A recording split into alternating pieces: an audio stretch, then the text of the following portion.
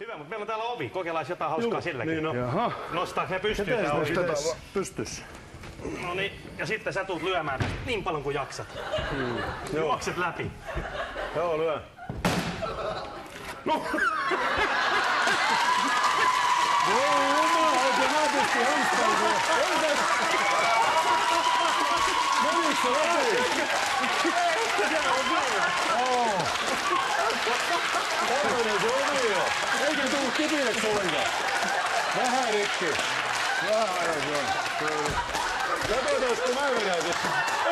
Vedä toinen viereen. Pidä vähän kiinni sitten. Pidä nyt kiinni!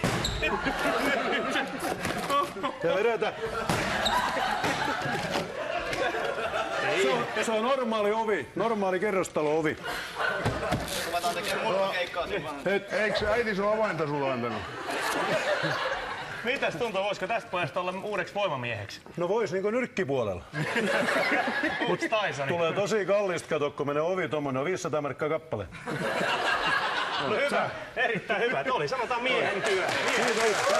Onneksi et loukannut kättä sinne, kiitos. Onneksi et Pitää loukannut. joku tuppo siihen pistää kyllä. Pistetään raato pois. Pistää. Se oli hieno, Voi kun poistua. Kiitoksia. Kiitoksia erittäin paljon. mä luulin, että olisi mennyt käsi rikki, mutta ei mennyt.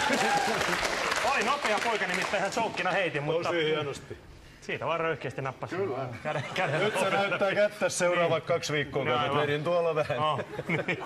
Pieni tappelun ja Tää on syy, minkä takia suomalaiset menestyy tuolla voimailukisoissakin. niin ne lyö ovia sisään. Ei vaan se luonne on semmonen, että se sit katsotaan kerralla selväksi mikä tää. Aivan. Siinä olisi jonkun tullut leukaperä taika-araksi.